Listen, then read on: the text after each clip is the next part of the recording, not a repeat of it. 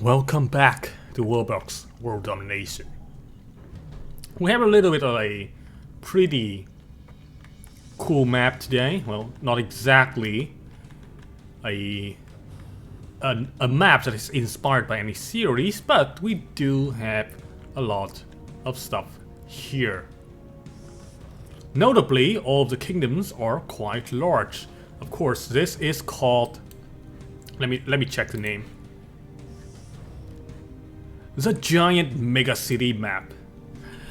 Now, originally, this is a giant megacity, or you know, you could say a giant kingdom called Realm of the Av. It spans across the entire map with many different cities. But I have used a little bit of inspiration and create a diverse world full of interesting kingdom names like the Ymas. Not the Xmas, not the Christmas, it's the Ymas. We have the dog. That is a randomly generated name, by the way. Eve, Great White, Ak, the Mew, Gadish, Giwa, Holy Idipu, and Holy Equus. All of these kingdoms will proceed in our series today. But, of course, first of all, I will have to explain the series rule set. Basically, the kingdom have been put here by the map creator or have been put here by myself, which the first one is the situation that we have today.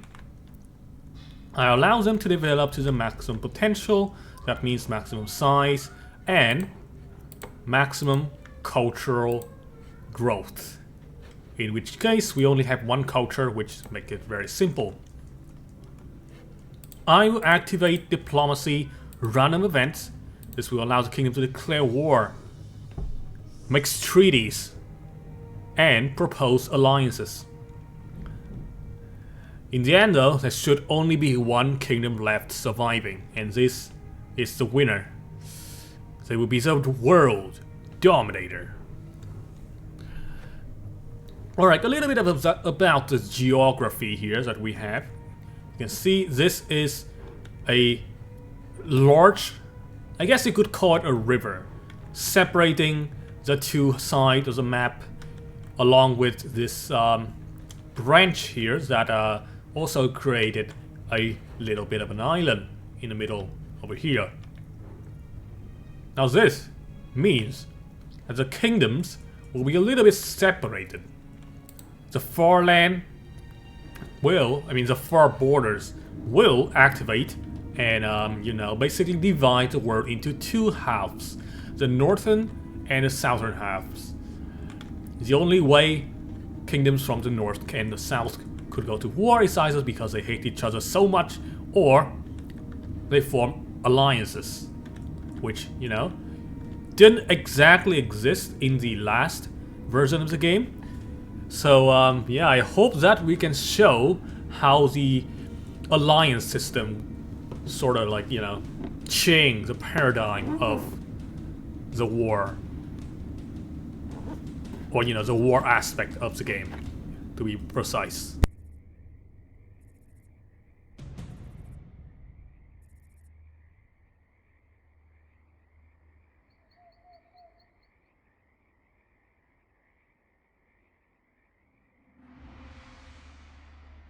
Currently, it is in the Age of Sun, and the world is a little bit too peaceful for my taste. So I'm gonna go ahead and do this. Speed it up to 40, and we'll see whether or not a kingdom will declare war. And here we go. The dog became the first kingdom to declare war. King Middle is a little bit evil after all. Let's see what he is cooking up. What is he cooking, you know? Kingdom is also trying to do some damage in the world. The dog has declared war on its neighbor, the Ymas. Now where is the army? Here they are. And they are already on their way to the border, trying to invade. Meanwhile, the Wymas also sending out their troops here. They are expected to meet at the border in no time. We have seen arrows coming down. The king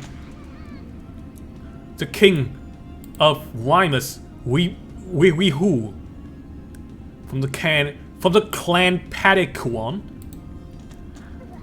has arrived to battle much earlier than expected, which means he will not get the support that he needed from his troops, and he got killed.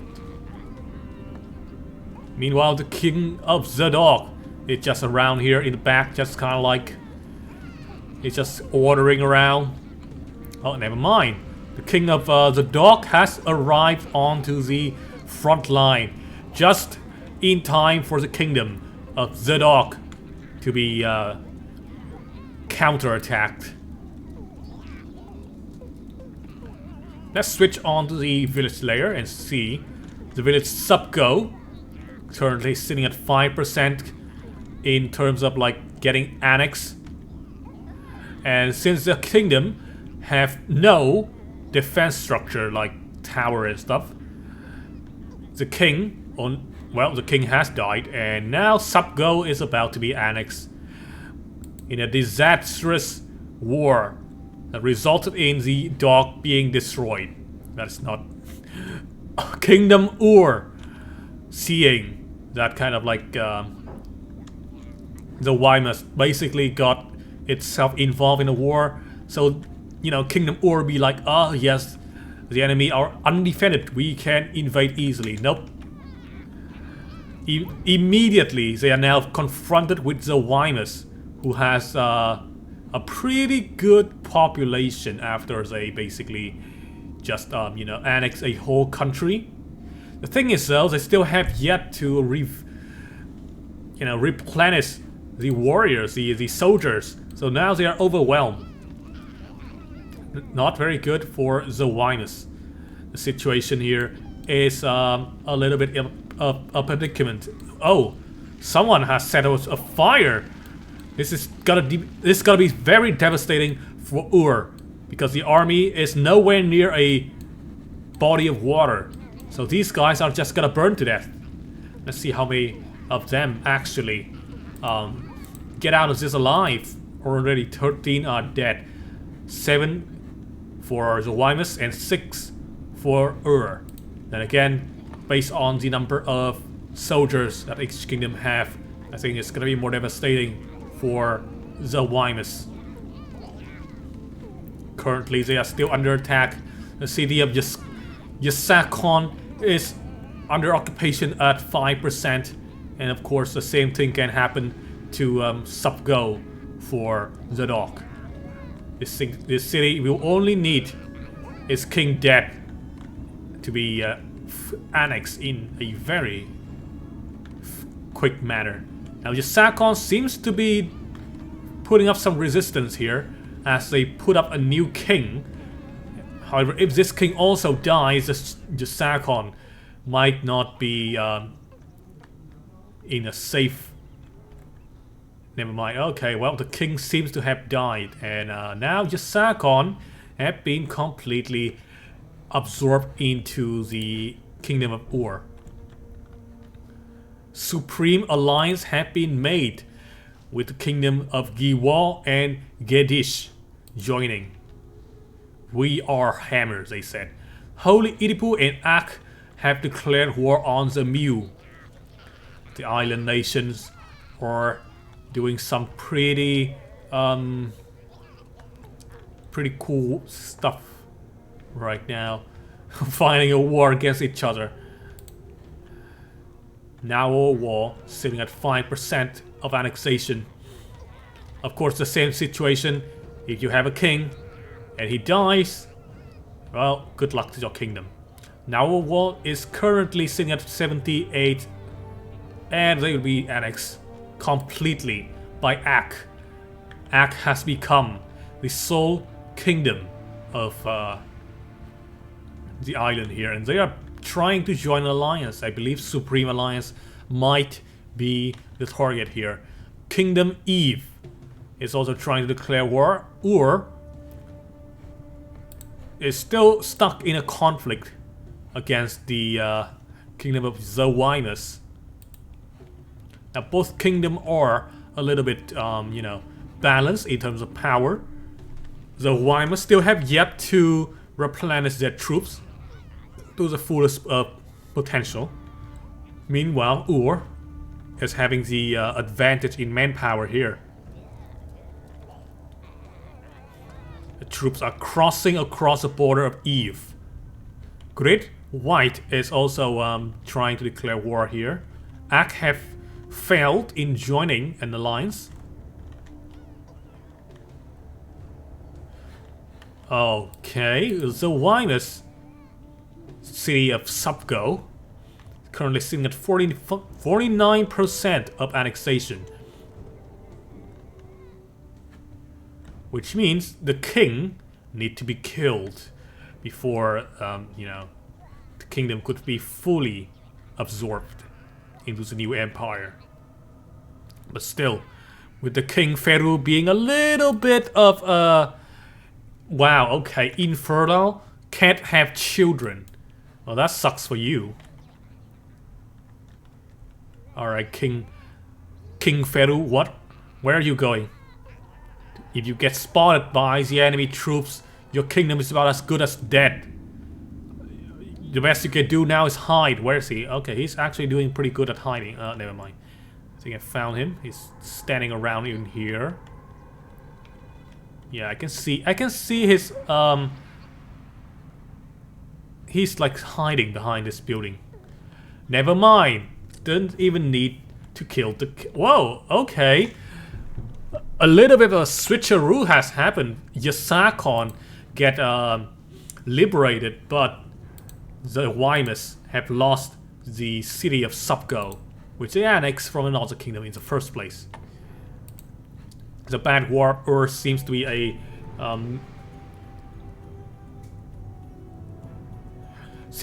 a kind of you know, forever war at the moment.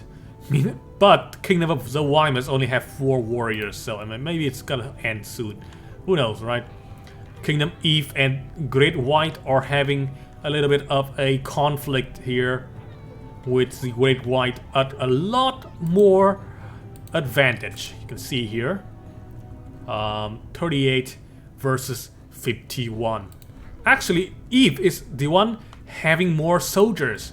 I'm not sure how this happened, but I guess they just have a better recruitment system. Then again, the soldiers could be conscripted and therefore are a little bit, you know, lack of experience. Who knows, right? Now the Kingdom Eve does not seem to have any sort of defensive structure. Oh, the Wymus has been completely destroyed, which means the bad war of Ur has ended, with Ur becoming one of the long and also kind of big kingdom in the world here. Holy Eclipse trying to join an alliance. Now, of course, the Supreme Alliance have actually got a new member here with Holy Iripu joining. But still, this kingdom, I mean, this alliance seems to be a little bit, they are a little bit picky in terms of who can get in. And they are also trying to declare war as well, so I'm not sure if they are in the mood to, you know, take the application of Holy Eclipse. Supreme Alliance is not very interested in having Holy Eclipse. Instead, they are attacking Ak, the kingdom on the island here. Realm of the Af is trying to declare war.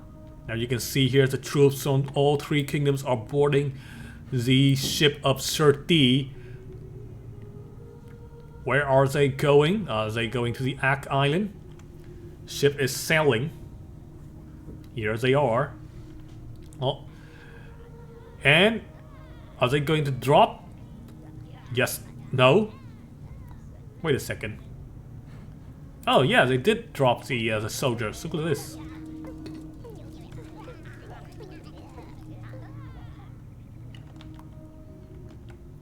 These soldiers have arrived here on the Kingdom of Ak, city of Megawar, currently sitting at 5% annexation. Once again, same situation. You can find the king or governor. You can annex the city. Or you could just, like, you know, grab enough people and overwhelm the enemy defenses. More troops are showing up onto the shore of Ak.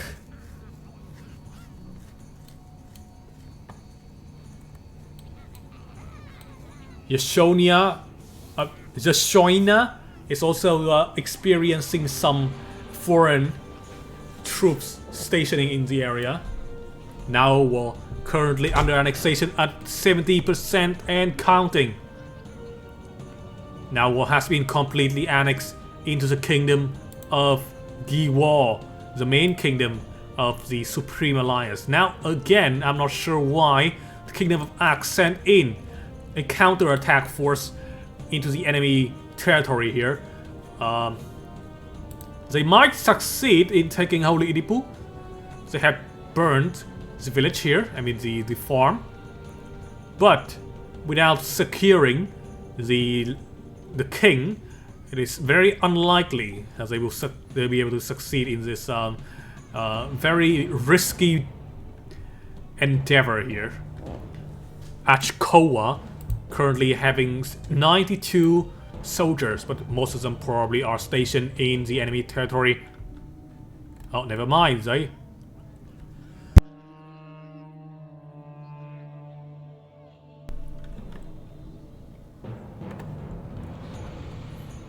Well, okay, I have no idea where are the soldiers of Chikowa, but Yasona just got annexed. Now, of course, the color hasn't changed a little bit because the Kingdom of Giwar still has the same color, but you can see here they have been annexed and now part of the Supreme Alliance. Realm of the Alps still trying to declare war for the nth time already.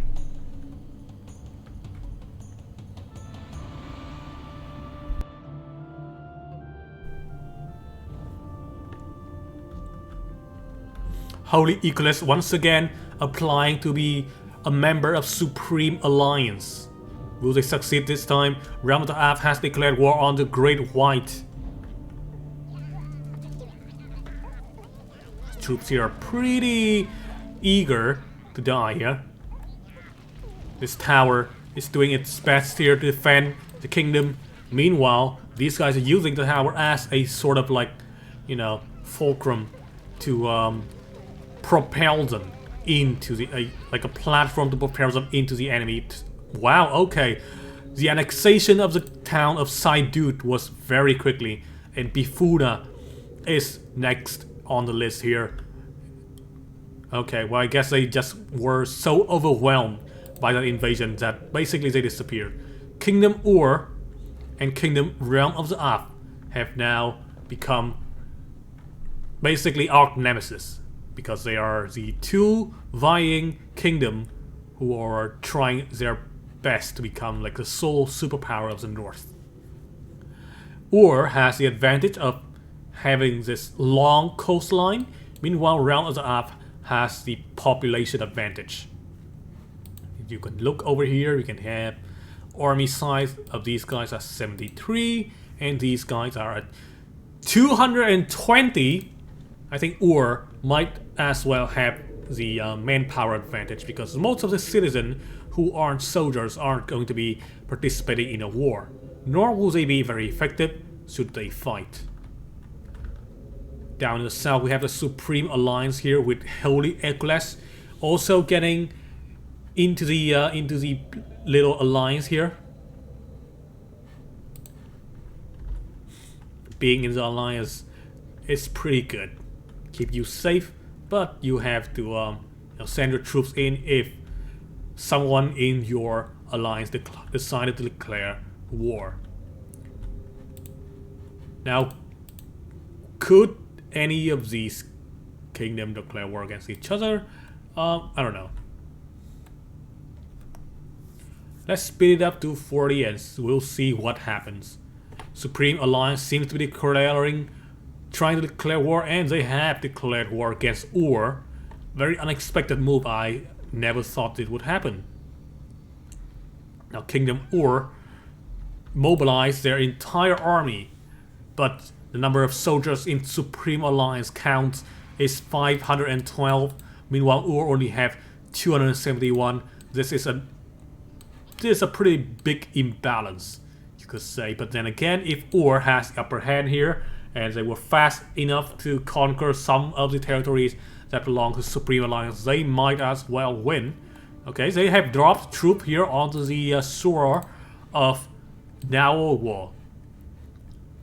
Meanwhile, in the Ur territories, they still have yet to face any sort of invasion, despite the fact that they were the defender.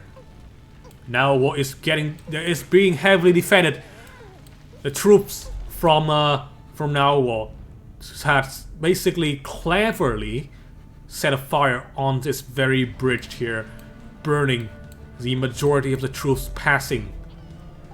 It's going to cause a lot of damage if these guys didn't get to a water body in time, but apparently that didn't matter. A blitzkrieg has happened here at Megawar and Estonia. But on the other hand, Subgo has been taken. Subgo is a town with 1,000 population. That is not a number that should be scoffed at. Estonia has belonged to the Ur, but you could say that the situation in the homeland is a little bit dire. The Sakon is now sitting at 33 and 46% now. It's counting up the Sovo as well. Okay, troops from Ur is trying to return back home to defend and perhaps liberate some of their cities, but could it be enough? Will it be quick enough? The war is going very back and forth. Megawar has been liberated on the Supreme Alliance side of Giwa, and Giwa have successfully taken over Losovo as well. Situation has turned very dire for Ur. They're now stuck on the island town of Yashoina. And the Shoina is a little bit underprepared here against any invasion.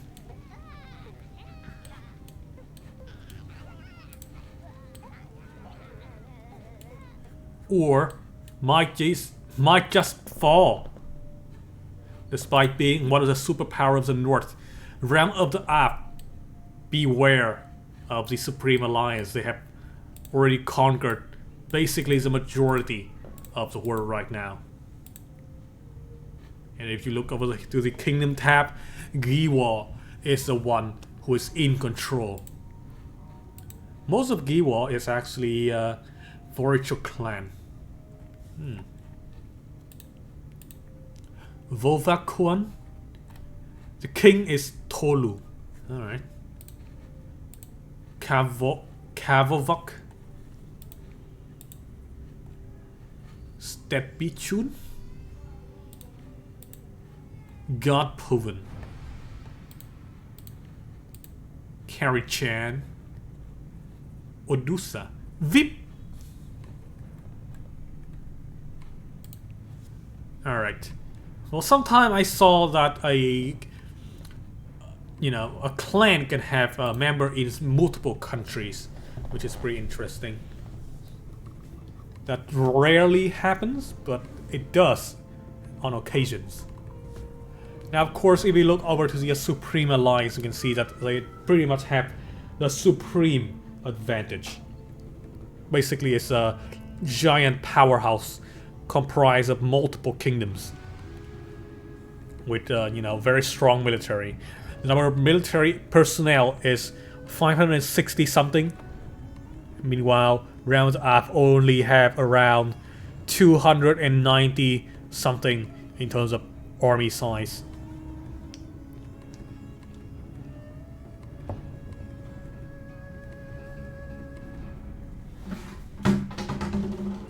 Influence of Realm of the Up is currently 509. Meanwhile, the other kingdom we have here, influence is... Where do we see influence? Wait, what? Where did it go? I thought it would show up here. Huh. Well, that's interesting. Maybe it's in the kingdom tab.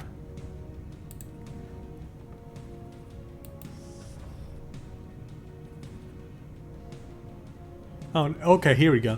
1094, 1303, 2171, and 1584. Now, I don't know what the influence stat does, but it sounds pretty interesting.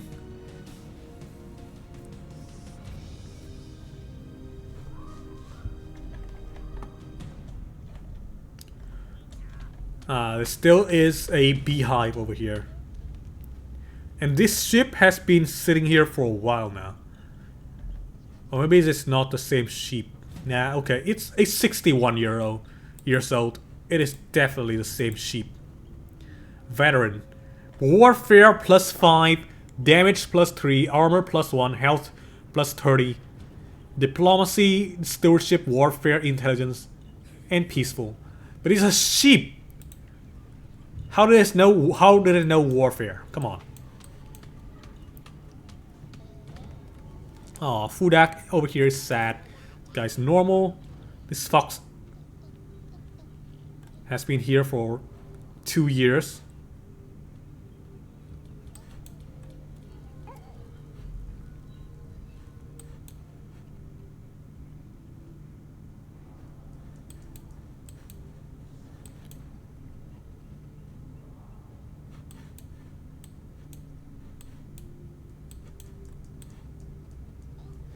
Alright, since we're in an age of peace, let's go ahead and change the speed up to 40. We'll see what happens. Supreme Alliance is trying to declare war. And they did. Oh my god, that was so fast. Here we go. Currently, Bifuna is the one under attack. Sidud, once again showing that they are a pushover of a town. Is almost already annexed. Only 3 towns to take over, so you know, pretty easy task for the troops of you know, the Supreme Alliance. Shydud and Bafuna might fall here, but Jasakon is putting up quite a resistance actually. Okay, 99% now. Okay, Oshiro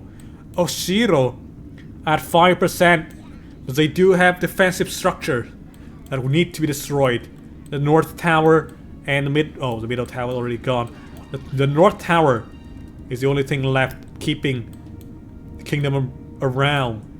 Oshiro, Realm of the Up, will be annexed into the Supreme Alliance. And bam, the good war has ended. The Supreme Alliance basically has fulfilled its purpose, and now it has nothing to do but expand. The idea is now being proposed by the leader of the alliance, Sifu, which I don't think is a good idea because you know, good old giant kingdom over here is going to do some havoc. Alright, I'll allow it to happen. You guys can split the alliance. And now, Giwal has basically emerged as the sole superpower of the world. Meanwhile, Gedish, Holy Idipu, and Holy Ikules are a little bit, you know, they might be a little bit afraid of the situation. Perhaps you shouldn't have break the alliance, Holy Ikules. You will be joining Giwal sphere influence one way or another.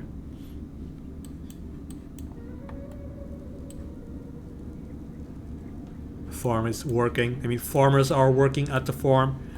I love this guy's house. It's just like living right next to the farm.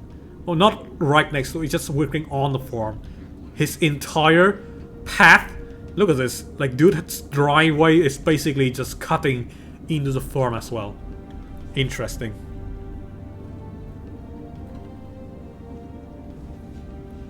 My god!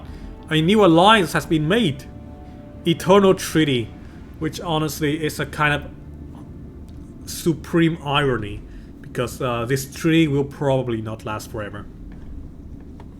Holy Eagle is currently trying to join the Eternal Treaty, as they did. But even so, it is still very difficult to, you know, overwhelm Gewar. But most of the northern continent of Gewar will have to sail across the ocean, or at least in here the river, to get to the Eternal Treaty territory.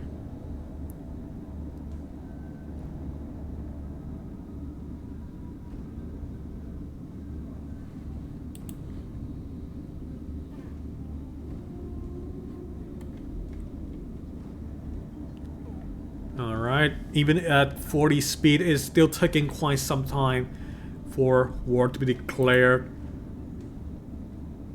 Well, probably because these kingdoms are all pretty nice to each other. Perhaps we'll have to wait to the next age. And yes, we did. Gewar is now declaring war. We are in the age of Tyr right now, reigning across the world. It's very dreary and battle is happening under the rain.